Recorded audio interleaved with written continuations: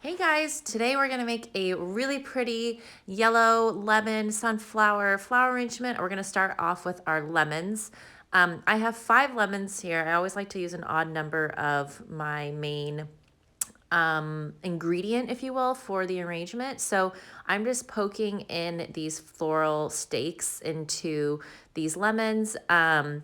I'm doing 2 stakes per lemon, and then I'm actually going to secure them with a little bit of hot glue.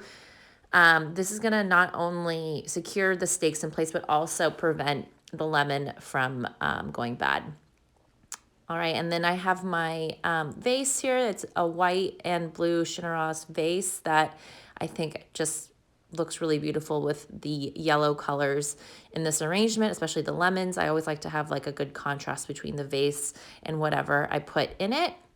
I'm also putting in 3 sunflowers. So again, a odd number of one of my like bigger flowers or bigger items in the arrangement.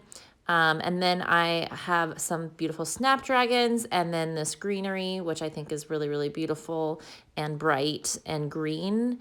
Not like a dark green, but like a nice bright, bright green. I also have these really pretty ranunculus and 2 different kinds of yellow, along with anemone. I can never say it right. Um, enemies, anemones, the white flower with the purple bluish inside, and some daffodils that smell just amazing.